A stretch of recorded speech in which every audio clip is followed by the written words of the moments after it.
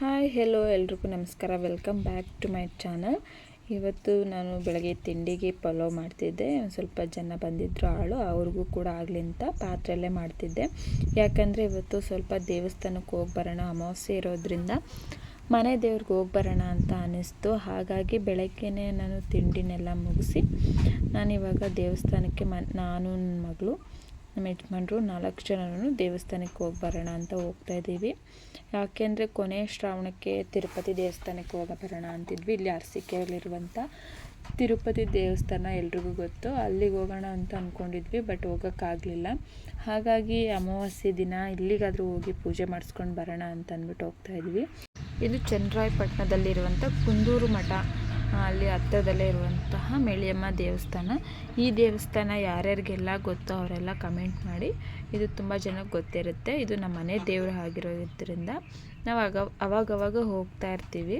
But ನನ್ನ ಮಗಳು ಮುಡಿ ಕೊಡಿಸಿದ್ದೆ ಲಾಸ್ಟು, ಅಲ್ಲಿಂದ ಆಚೆ ಹೋಗೋಕ್ಕೆ ಆಗಿರಲಿಲ್ಲ. ಇವಾಗ ಹೇಗಿದ್ರು ಅಮಾವಾಸ್ಯೆ ಇದೆ, ಮನೆ ದೇವ್ರ ಪೂಜೆನೂ ಆಗುತ್ತೆ ಅಂತೇಳಿ ಹೋದ್ವಿ. ಅಲ್ಲಿ ದೇವಸ್ಥಾನಕ್ಕೆ ಹತ್ರದಲ್ಲೇ ಇರೋ ಹಾಗೆ ಪೂಜೆ ಸಾಮಾನೆಲ್ಲ ಮಾರ್ತಾರೆ. ದೇವಸ್ಥಾನದ ಹತ್ರನೇ ಮಾರೋ, ಸ್ವಲ್ಪ ಹಿಂದೆನೇ ಮಾರುವಂಥದ್ದು. ಅಲ್ಲಿ ಹೋಗಿ ಪೂಜೆ ಸಾಮಾನು ತೊಗೊಂಡು ಮತ್ತೆ ಹೋಗಬೇಕು.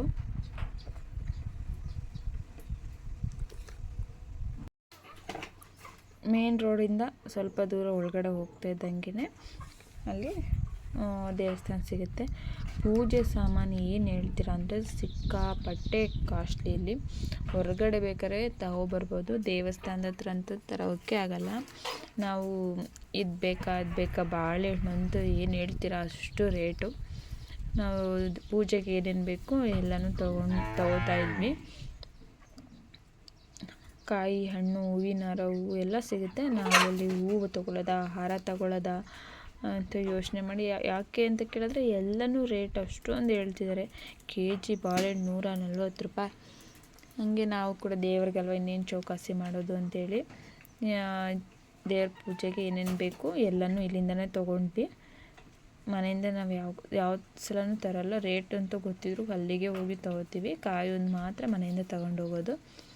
ನಮ್ಮ ಯಜಮಾನ್ರು ಏನೇನು ಬೇಕು ಅಂತಂದ್ಬಿಟ್ಟು ಹಾಕಿಸ್ತಾಯಿದ್ರು. ನಾವು ಅಲ್ಲೇ ನಿಂತಿದ್ವಿ. ತುಂಬ ಅಂದರೆ ತುಂಬ ಬಿಸಿಲು, ಗಾಳಿ.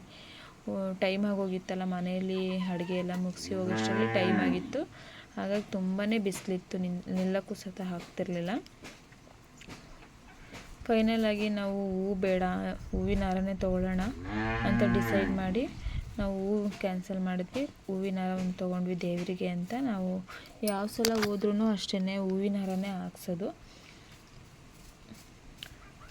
ಪೂಜೆ ಸಾಮಾನೆಲ್ಲ ಇಲ್ಲೇ ತಗೊಂಡು ನಂತರ ಇಲ್ಲಿಂದ ಸ್ವಲ್ಪ ದೂರ ಹೋಗಬೇಕು.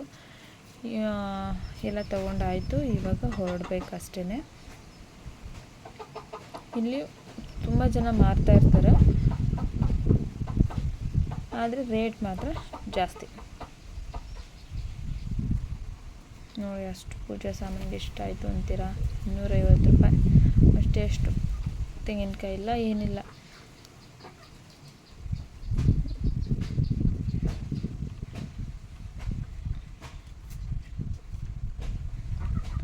ನಂತರ ನೋಡಿ ಎಷ್ಟು ಬಿಸಿಲಿದೆ.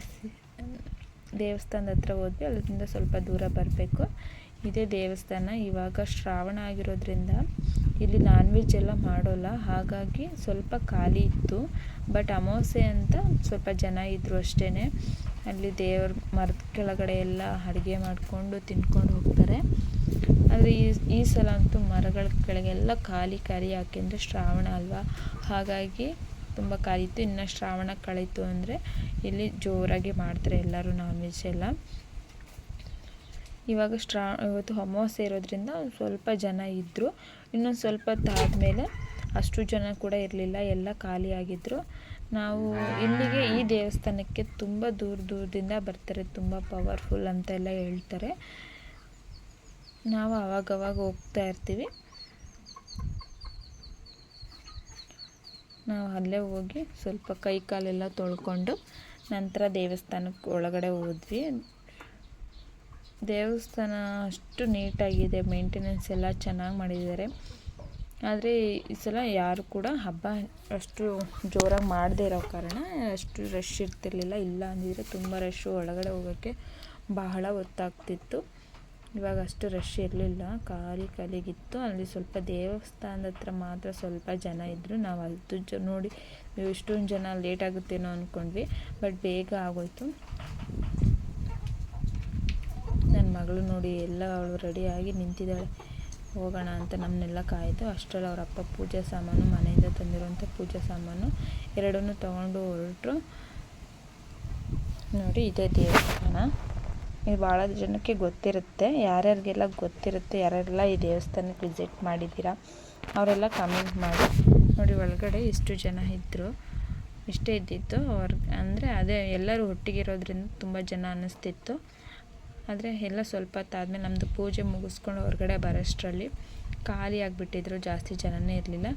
ಫೈನಲಿ ಪೂಜೆ ಎಲ್ಲ ಮುಗೀತು. ನಾನು ಅಲ್ಲಿ ಒಳಗಡೆ ವೀಡಿಯೋ ಮಾಡಬಾರ್ದು ಅನ್ನೋದ್ರಿಂದ ಮಾಡಲಿಲ್ಲ. ಪೂಜೆ ಮುಗಿಸ್ಕೊಂಡು ಮನೆಗೆ ಬರೋ ಟೈಮ್ ಆಗೋದ್ರಿಂದ ತುಂಬಾ ಹೊಟ್ಟೆ ಹಸಿತಾ ಇತ್ತು. ಅಲ್ಲೇ ಪಕ್ಕದಲ್ಲಿರುವಂಥ ಒಂದು ರೆಸ್ಟೋರೆಂಟ್ಗೆ ಹೋಗೋಣ ಅಂತ ಅಂದ್ಬಿಟ್ಟು ಹೋದ್ವಿ.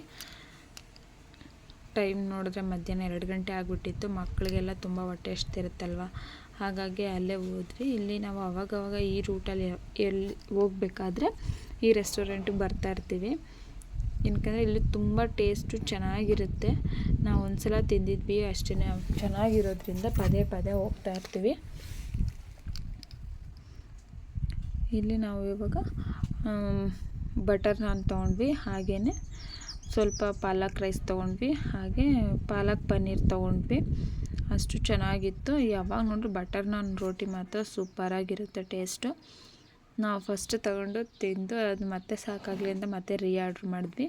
ಫ್ರೆಂಡ್ಸ್, ಇವತ್ತಿನ ವಿಡಿಯೋ ಇಷ್ಟೇ. ನಿಮಗೆಲ್ಲ ಇಷ್ಟ ಆಗಿದೆ ಅಂತ ಅಂದ್ಕೊತೀನಿ. ಇಷ್ಟ ಆಗಿದರೆ ಲೈಕ್ ಮಾಡಿ, ಶೇರ್ ಮಾಡಿ. ಹಾಗೆ ಯಾರೆಲ್ಲ ನನ್ನ ಚಾನಲ್ನ ಹೊಸ್ದಾಗಿ ನೋಡ್ತಿದ್ದೀರಾ ಅವರೆಲ್ಲ ಪ್ಲೀಸ್ ಸಬ್ಸ್ಕ್ರೈಬ್ ಆಗೋದನ್ನು ಮರಿಬೇಡಿ.